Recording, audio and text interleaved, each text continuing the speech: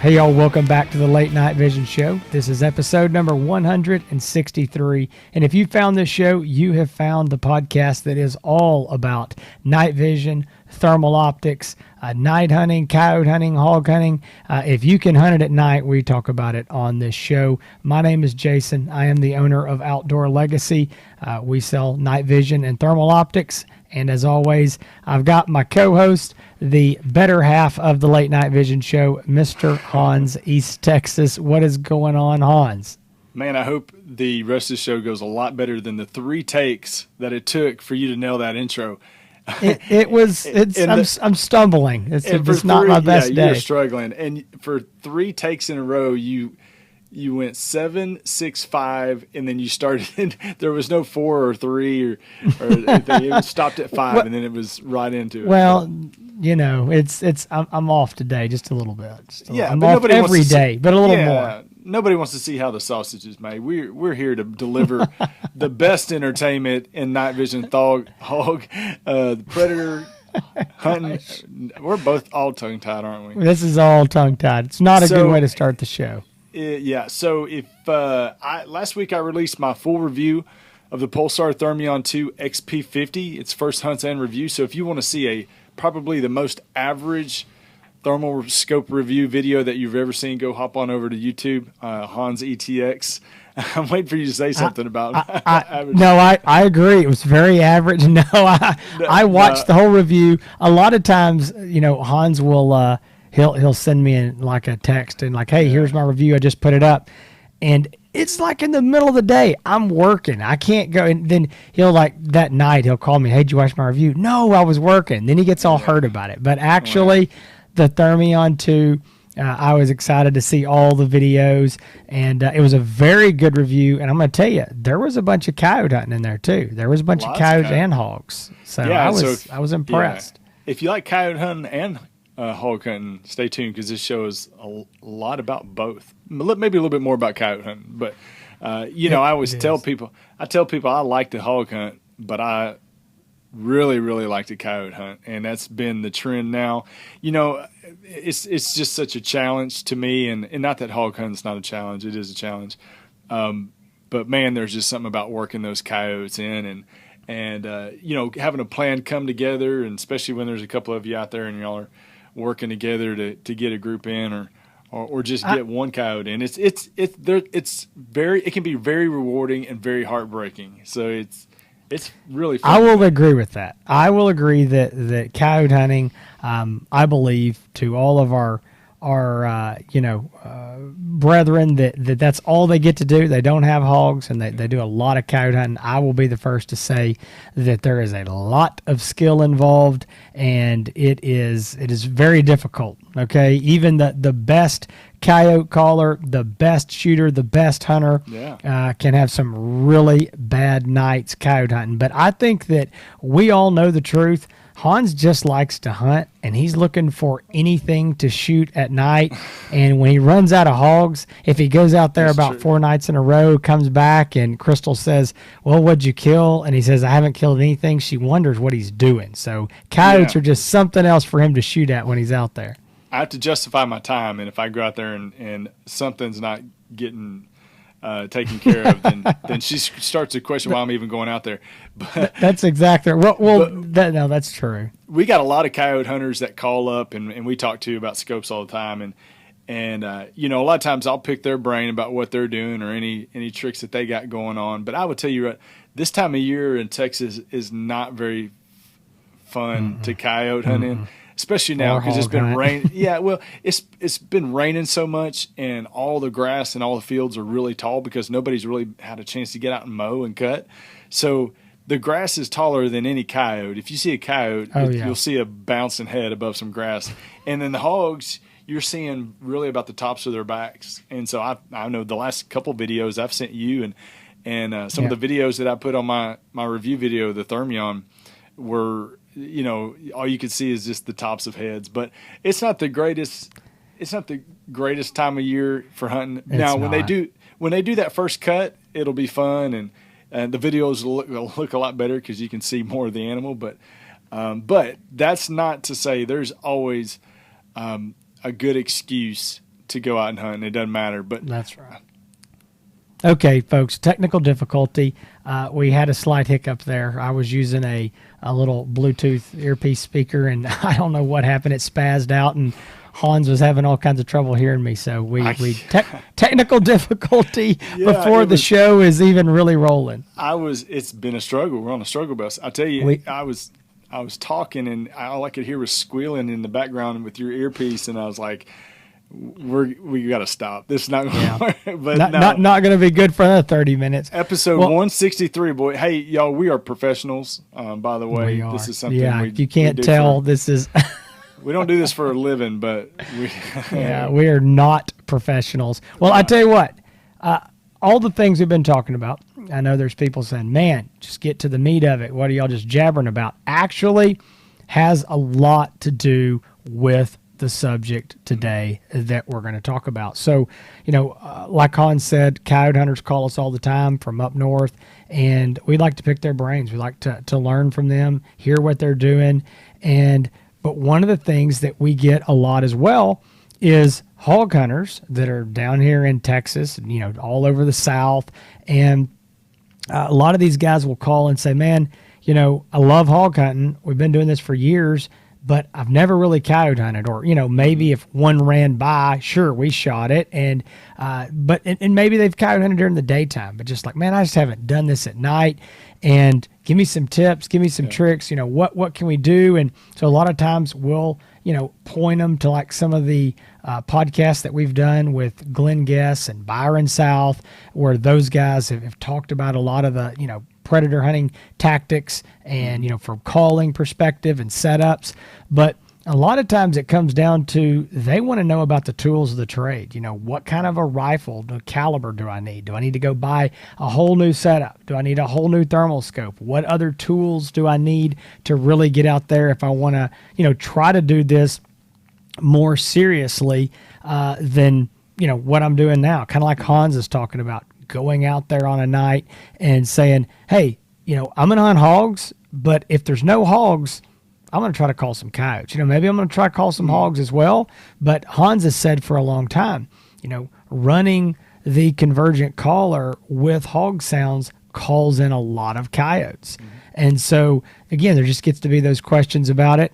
So tonight, this is what we're going to talk about, is just some setup ideas and suggestions for hog hunters if you want to get into doing a little more coyote hunting. Yeah, so if you are a full-time coyote hunter, I don't imagine you're going to listen to the next 45 minutes or so and learn a whole heck of a lot, but that's okay. You're here because you think Jason and I are entertaining, and there's really, I guess, nothing else to listen to? I don't know. I thought you were going to say we're good looking. I knew that was going to be a lie. So entertaining, that's still a stretch. But but I will say there are a lot of people that are hog hunters, like you said, that want to get into coyote hunting. You go out there, and a lot of people don't get to hunt. We're lucky we get to hunt a lot, but there's a lot of people that maybe get to hunt once or twice a month or once or twice a year.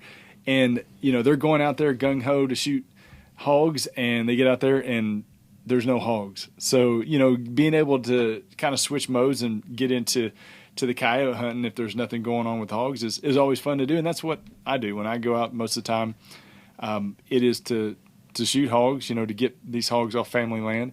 But hog hunting quickly turns into a coyote hunt right away if there's no sign of life nearby. But, first thing we talk about, we just kind of talk about calibers and starting out with hog hunting calibers and what we see out there is popular. Now, I'm one of those types of guys and types of hunters that I've got buddies, particularly one buddy in mine, Patrick. He gets me sidetracked on all these rifles and calibers that are popular or getting me excited about getting a rifle, and he usually ends up talking me into getting something sometimes I don't even need. But the popular, always Patrick's fault. Poor Patrick. Yeah, he gets me interested in buying these rifles. But what's always going to be popular, Jason? Well, the most popular hog hunting caliber. You say it all the time. It's the 223. Exactly right. There's more hogs killed in the United States of America to date with the 223 than any other caliber. And people say, how do you know that? because there's more hogs killed with AR-15s than any other rifle setup, and the vast majority of AR-15s in the possession of people in the United States are in the default caliber of 223. Do I believe it's the very best caliber that you can use to kill hogs? No, but the majority of people that I know that go out, maybe whether I shouldn't say seriously, but I mean, buy their first scope, they've got an AR, it's 223. That's what most people start hunting hogs with. So yeah.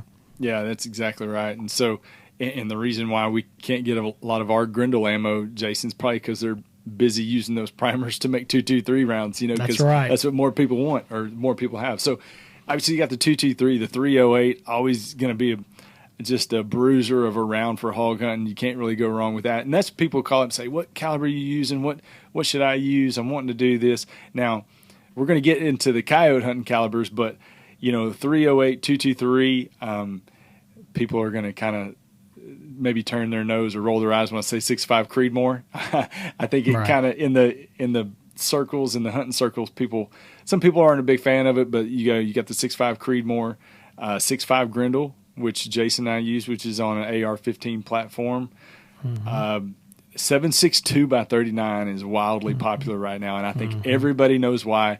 It's because you can still find that ammo cheap and you can find it anywhere. So 7.62, everybody right now wants to buy a 7.62 by 39 upper. And it's just one of the hottest things to even try to find. You're going to pay double what it costs in most cases.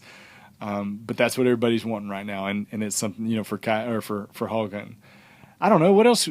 Am I missing any? 6.8 SBC. Yeah, 6.8 SBC. There's so many out there. 300 blackout. The 300 black. You got to say 300 blackout. 300 blackout. Now there's an 8.6 blackout. Like something's brand new. Oh yeah. I think the popular calibers you've said. I mean, that's just the common is 223, 300 blackout, 6.5 Grendel, 308, 6.8 SBC, and 6.5 Creedmoor. Yeah, I mean, a lot of guys have got that, and that's the most popular. And those are all in the on the AR-15 platform. If you want to talk about bolt. The 308 and the they're AR-10. AR-10. Oh, I thought you just meant you meant the A. I'm sorry. I was like, come on, you own both Creedmoors and 308. No. The style, bolt action. AR-10 people 270s or even 308 bolt action. A lot of people buying that, but there's your granddad's old deer rifle 30-06 or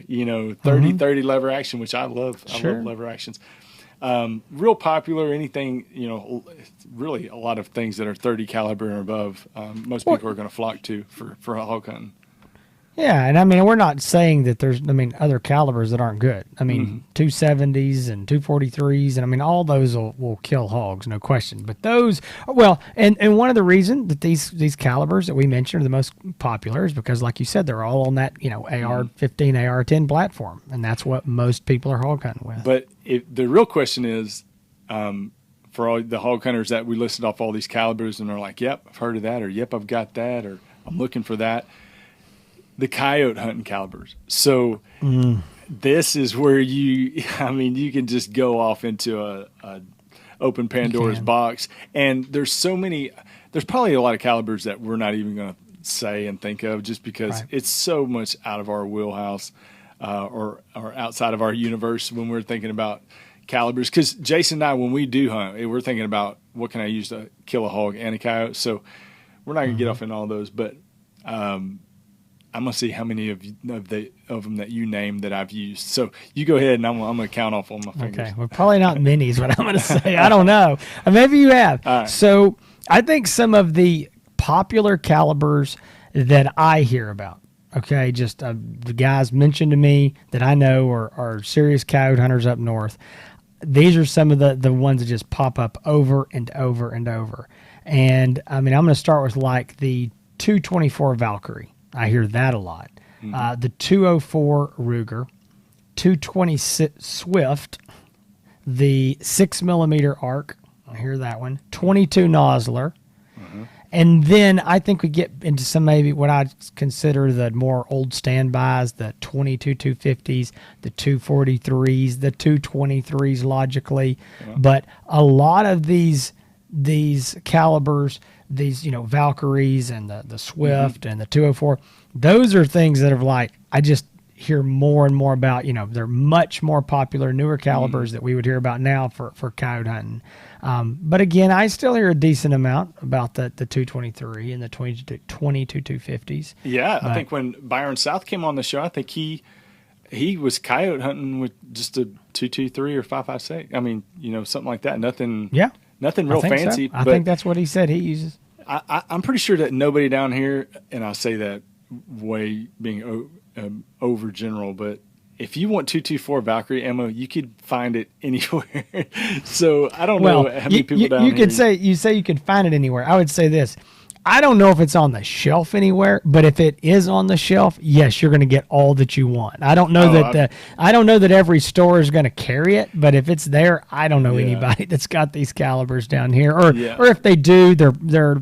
I'm going to say this. I'm going to tick off everybody, but they're like bench shooters. I mean, it's going to be. I know some guys that are. That really are. They're bench shooters that no, and they shoot some of these calibers for fun. Yeah. But I don't know that many guys that are shooting these calibers hunting at night down here. I got a buddy in the South. Yeah, I got a buddy, Tucker Conway, that's got a 224 Valkyrie that's going to be very offended by your comments right now. So Tucker has a. He does. Oh, Tucker, I'm very sorry. He doesn't seem like a trendy, prima donna type, but he does have a 224 Valkyrie that he coyote hunts with. So. He is going to come in hot in the comments here in a little bit. Man, Tucker, we've already ticked off half of our fans, and this is well. So with this said, we've talked about some of these common calibers, and I think what my thought is the direction here is the question that kind of always started us: what we're getting these hog hunters asking us. So Hans, I'll ask you: do you think if a guy says, "Listen, I'm in the South. I'm hunting hogs. Whatever. Maybe right now he's hunting 100%, but he says I want to start hunting, coyotes 40% of the time. I mean, every night I want to try to call some if I can or whatever." Does he need to buy a whole nother rifle setup? Does he need to carry a totally different rifle, different caliber? What does he need to do? What are your thoughts, and what calibers would you say you feel like will switch over well? Is there any of the popular hog hunting calibers that you'd say, oh man, I don't know about that for a coyote round? What are your thoughts? That's a good question. There's a lot into that. I will say this. As far as rounds that I would prefer not to coyote hunt with, that people are out. 223 to me, I know it can kill a coyote just as dead as anything. I don't like to particularly care about hog hunting with them, and I did it for a long time. But 223 coyotes are just so tough, and that you got to put that bullet right on. Coyotes or hogs? Both, but coyotes are tough. Coyotes are tough. Okay. I didn't know if you were meaning to say hogs. All right, so coyotes are tough too. Coyotes are tough, man, and they can take a lot of pain. But 223, I typically, that's one of the ones you can, but not preferred. 308, it's heavy, and it's a heavy round. Not particularly fond of coyote hunting with that. But something like a good crossover round that you and I like a lot, the 6.5 Grendel.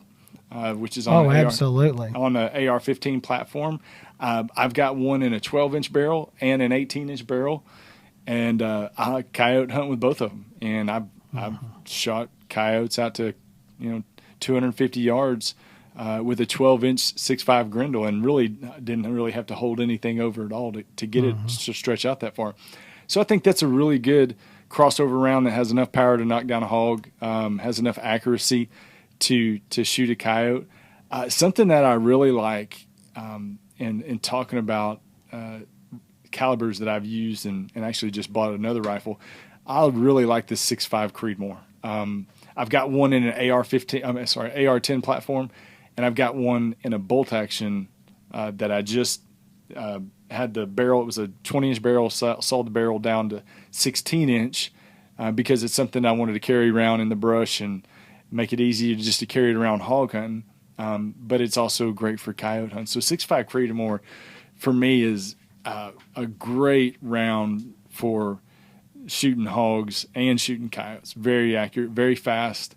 I think when it comes to choosing calibers and choosing ammunition, to me, I prefer to have a round that's faster as opposed to a round that's got more weight to it, if that makes sense. To me, speed is everything. So I try to get not the lightest weight ammunition that I can find or bullet. I'm looking for something that's in the middle as far as weight, but really really hot. So powdered hot and just something that's going to get there real quick. That's really what I prefer to get. But so I like like 120 grain 6.5 Creedmoor. I really like that. I will say though, my favorite coyote hunting round, and it may be different than yours, is just a regular old 243. And on a bolt action rifle, I've got one that I hunt with. It's a Ruger Predator, and it's a 20-inch 243. I use 85 grain boat tail hollow point Lehigh defense ammo. I bought a bunch of it back when you could find ammo, and I shot my deer, my buck with it this year, but shooting coyotes with it. I mean, that's just a great round. It's so fast, very accurate, knocks them down. I mean, it's a perfect coyote hunting round.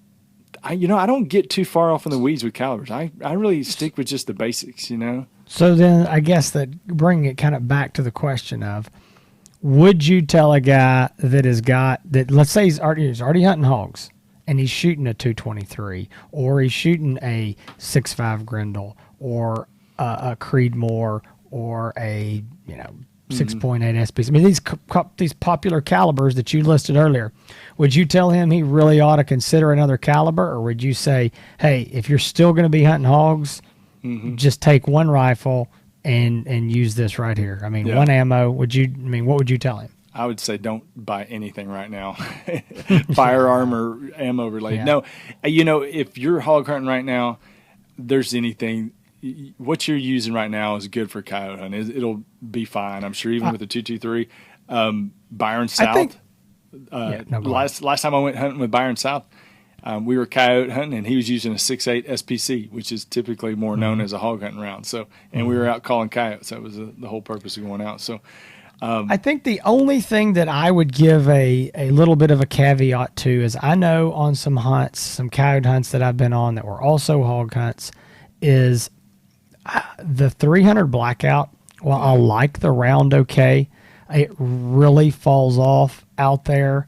As you start getting out there in that 150, 200 yard range. And anybody knows me, if y'all have talked to me on the phone or even heard me on the show, I don't like shooting long range. It is not at night. I'll say not at night. I'm not a long range shooter. 200 yards during the day is fine. Me personally, I don't like shooting over 100 yards at night. I like getting close, but and the way we hunt with hogs, you don't have to shoot hogs that far. Right. I mean, you're doing something wrong if you're having to shoot hogs at 150, 200 yards in our conditions where we're at. So, but I do understand that coyotes a lot of times are going to hang up out there. I'd say generally speaking in East Texas, I feel like our coyotes are not pressured, and sometimes those things just popping up right in front of you is, the bigger problem, getting them right on you. But I do think I've been on some hunts, I've been on some hunts where those coyotes hung up out there where you're going to need to take that 200, 250 yard shot. And I just felt like, that 300 Blackout was just not the perfect caliber for that, because it just started dropping off so much. And, these coyotes around here, they're not like those big northern dogs. I mean, these are small little coyotes compared to some of them. So, your target there is pretty narrow, and you can't be off on your Kentucky windage when you're figuring out where to aim. So I don't know, that's the one caliber that I would say, hey, if they're close, if they're coming in at 100 yards, probably no big deal. But they start getting out there further, then And I want to say one quick thing too. Hans and I are both hunting with supersonic rounds. So that's something I get asked a lot. I think some of this changes. You start using these subsonics and start getting these longer ranges, then you can run into some real problems. So we're making an assumption on all these calibers. We are shooting suppressed, but we are shooting supersonic rounds. Yeah. And so I agree with you. I think any of these rounds are fine. And if the blackout's what you got, I think it's fine. I just don't think it would be my ideal choice. So yeah, the blackouts were very popular a few years ago, and but yeah, as far as coyote hunting, that makes it tough. And a lot of people like to shoot them the subsonics, and I will say though, discrete ballistics makes a really good subsonic blackout round, 300 blackout round. So they make really good rounds, but yeah, still, I think, go out there and coyote hunt with anything you got. If you're looking to upgrade, if you want to get another caliber, let's say you're hunting with a 223 right now, something standard, or a 308, look at, getting a Grendel, a 6.5 Grendel, and we get onto each other because we're like, don't tell anybody to get Grendel because it's already hard enough to find can't ammo. Can't get the ammo as it is. Can't get parts. When everybody calls us, we always say, it's a great round for hunting hogs and coyotes.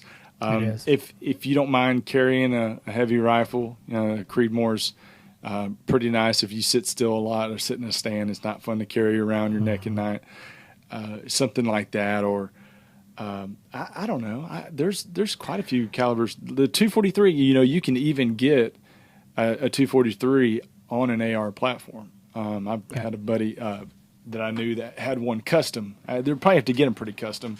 They're not very common, and a 243 on an AR platform, that would be a pretty awesome gun that I'd probably. Yeah, I do agree. That would be a fun caliber. Yeah, ammo's not cheap, but yes, no, it is not. Not cheap. With that being said, we're talking about the rifle calibers. I think a lot of people need to understand when they're out there hog hunting and coyote hunting, what's the best way to keep your rifle still, or to keep your rifle up while you're trying to do either hog or coyote hunting. Yeah, I think this is where, Hans and I have been huge fans over the years of the Primos trigger sticks. We don't sell them, and we have probably sold them a pile of them. I mean, they've actually reached out to us and thanked us and tried to get us to pick them up and sell them.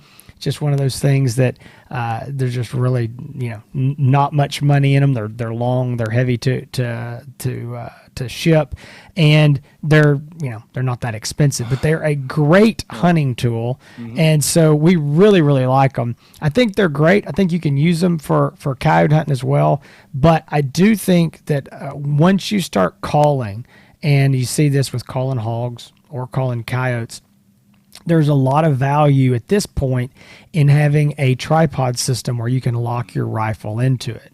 And we've done reviews on this show of the Kofi Jaegers. That is the tripod system that we sell. They've got the very, very popular Reaper grip. And if you can't spell Kofi Jaeger, it's a very difficult word to spell. If you just type in Reaper grip tripod, it'll come up. And it's a really a nice, I say padded. It's got some kind of a rubbery type material on it that you basically you twist and it tightens down on the fore end of your rifle. It doesn't damage it. An AR-15, a bolt action rifle, a BB gun. You can tighten it down. It's really nice. And we use those when we're calling coyotes or hogs. What's nice about it is getting that rifle locked in, set up, ready to go. Now walk away from it. Now set the caller up. Hans and I are using handheld thermals to scan, so we can scan around and not be hunched over the rifle. I understand some guys, are going to scan through their rifle all night, and that's fine. But even that, you're still having to hold that stock up. You're having to hold the rifle up while you spin around. And so I think if I was going to get serious about calling coyotes, I would definitely look into a tripod system that you can lock your rifle into. Now, I want to give one caveat here. I would have, unlike the calibers up here, unlike the rifles, I wouldn't buy a whole new rifle setup. I would buy 2 tripod systems. I would have a tripod system for calling hogs. I say calling hogs for spotting and stalking hogs that you don't lock into. I personally don't like being locked in and walking, and that's just not for me. Some guys do it, that's fine, but they're heavy. It's not convenient. I think I want to be locked in though when I'm calling, when I can stand back, stand there, relax, and rest a little bit. I think you took the words right out of my mouth. I take 2 setups with me out in the field. I take the Primos trigger stick. It's the Primos tall tripod trigger stick. It's a big long title, but I think it's about I don't know. It's under $150. You may find it on wherever, but it's under $150.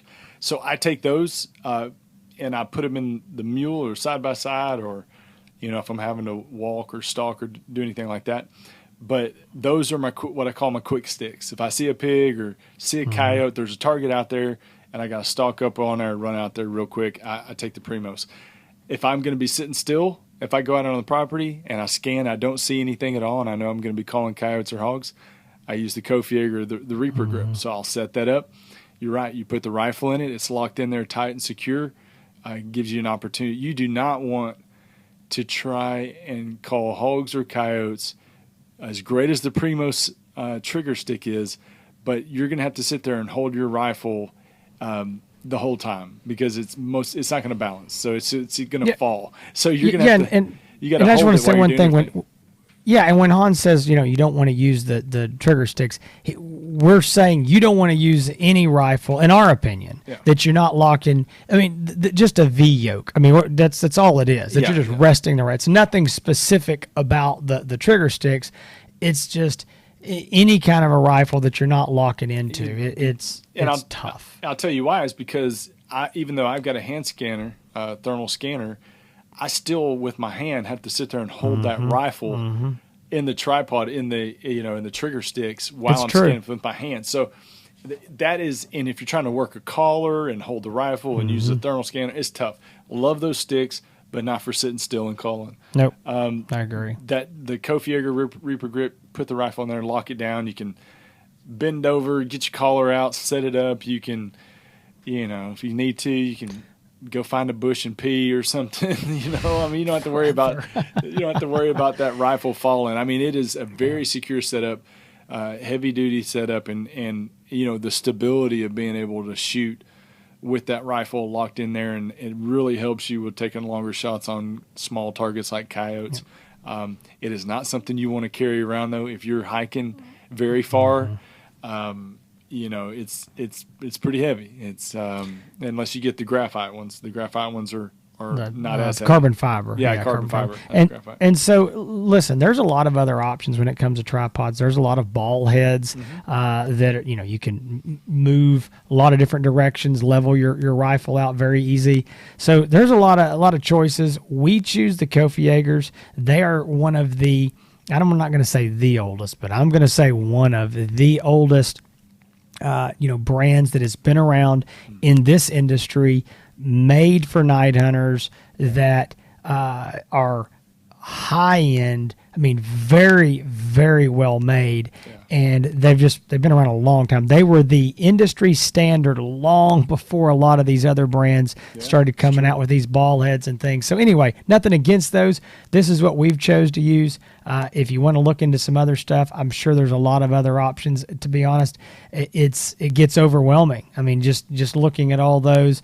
And so, you may want to do that, but those are what we use. But I tell you what, transitioning, one more thing I want to talk about before we close the show out is the question that I get a lot, and I know you do too, when a customer calls us, hey, I want to buy my first thermal scope or my first night vision scope, and I'm going to hunt hogs and coyotes. And so that's an important thing to me, because that's a little bit of a different challenge. Because one of the questions, we always ask is, what's your terrain like? How far are you shooting? How close are you shooting? What's your average shot? Well, when you mix hogs and coyotes in there, it's a little bit different. I mean, you can that can change things up. And so I think one of the questions is if you're going to buy a scope, what kind of considerations should you make if you may be doing some coyote hunting here and there. And I'm going to let Hans, give his 2 cents here. But the one thing I would say is I would decide what I'm going to hunt the most, and don't paint yourself into a corner that you don't want to be in. Like, yeah, I'm going to go hunt coyotes 3 times a year. Yeah. Then I wouldn't buy a scope that is going to, inhibit you any way from hunting those hogs the way that you normally hunt them. Right. Because if you're going to be doing that for, 25, 30 times a year, and you're only going to hunt coyotes 3 or 4 times, well, man, you want the scope that's going to work best for you most of the time. But I think you can still make some adjustments when you're getting that magnification and get something that's a little bit better for maybe a little better for the coyotes, but won't hurt you on the hogs. What do you think? Yeah, I think you're right. And I'll say, as I started out doing vast majority of hog hunting, just some coyote hunting whenever I randomly see one out, to now I'm coyote hunting just as much, if not even a little bit more than I'm hog hunting these days.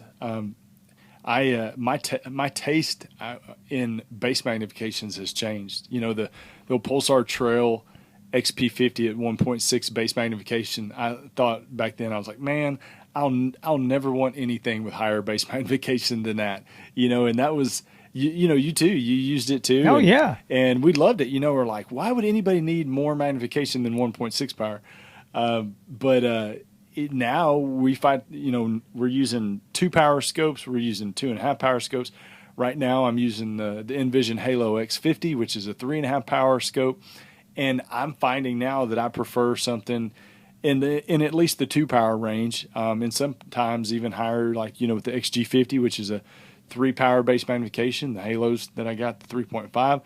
I'm kind of liking the little bit higher base magnification because it does give me, a better chance for success when I'm coyote hunting. Now, when I'm hog hunting, I realize that, I've got to back up and not get as close.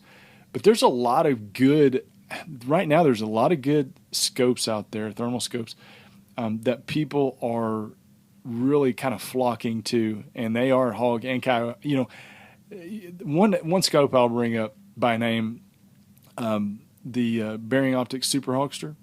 There's a lot of, I don't know if you've noticed this, there's just as many coyote hunters as there are hog. You would think so, but just as many hog hunters. It's a 3 power, yeah. But there's just as many hog hunters calling about it as there is coyote hunters, and people all around the South. So, I mean, not that that's ideal, but maybe they've got their name out there in that group. But that's one scope. There's obviously you got the iRay Rico 640. That's a 3 power scope. Yeah. And you said the XG and the I like the Halo XG50. I really like the Pulsar.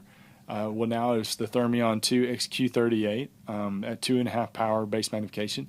And you and I, one of our favorite scopes of all time, and it will always be, the Pulsar Thermion. Now it's the Pulsar Thermion 2 XP50 at 2 power base magnification. It's a 2 power. But here's the great thing about the Pulsar scopes, as well as some others, but the Pulsar scopes is really where we started seeing this first, was although the Thermion 2 XP50 is a 2 power, it's a 640 resolution 2 power base magnification unit. It has picture-in-picture display. So it really makes it great for coyote hunting when you can, for both, for hog and coyote hunting, because if I'm hog hunting, I don't really use that picture-in-picture very much. But if I'm coyote hunting, I always have that picture-in-picture display up. So you get a lot of people that are asking for it now. Hey, does this scope have picture-in-picture? And it's because, of that, people that are either, hog hunting and wanting to coyote hunt too, or, for whatever reason. But that tool right there gives people, some type of advantage. It does, and I think, hitting on these magnifications, I do. I think that the perfect crossover magnification is 3 power. There's still, like you said, a lot of hog hunters are, going with like that Super Hogster, which is a 3 power. Right. For me personally, I can hunt hogs with a 3 power scope. I can do it. I prefer 2 power. I mean, I like the field of view. and if you've listened to us much, we like to spot and stalk, get just crazy close. We like doing that, and at those points, I really want the 2-power more.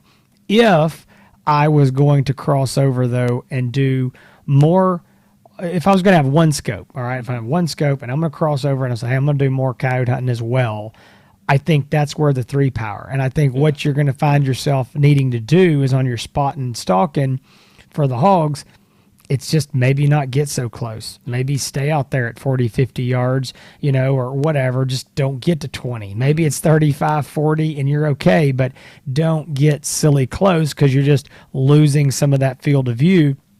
But you're going to appreciate that magnification when you get out there into that 75 to 100 to 200 yard range or over. And I think that's where the 2-power is going to struggle a little bit more, is when you're getting out into, I say struggle. It's just, you've zoomed up, you're losing that image quality. Yes, you can shoot 200 yards with a 2-power 640 scope, but I don't think it's what it's not its best use.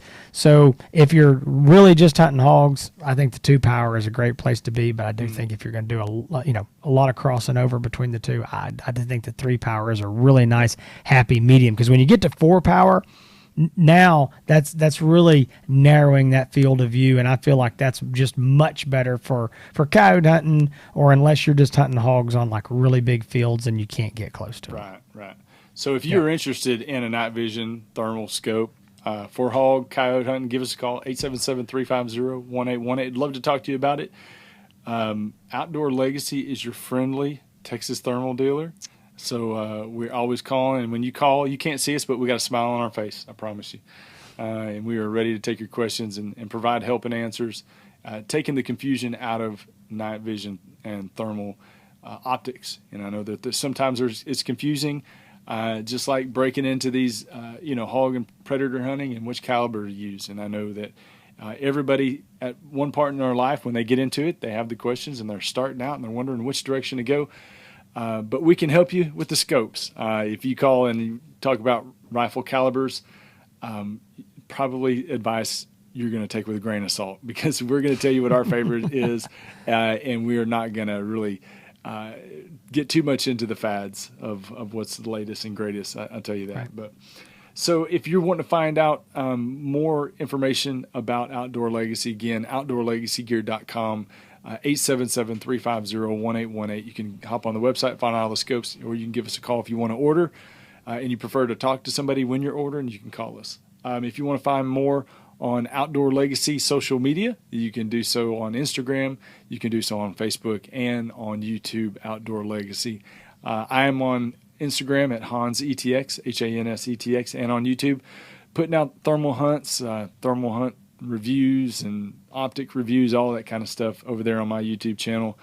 Putting out about a couple videos a month right now is the schedule. So as we get these optics in, the main thing is this, getting these optics in and having enough inventory to fulfill the orders and do our reviews. It's a difficult thing these days, being able to get this stuff in and get everybody's scope. So we're trying the best we can, and it's top of mind for us. So I think that's about it. We're about to wrap. I think it is. And so, folks, I tell you what, I want you to go check out a couple things that I meant to mention earlier in the show.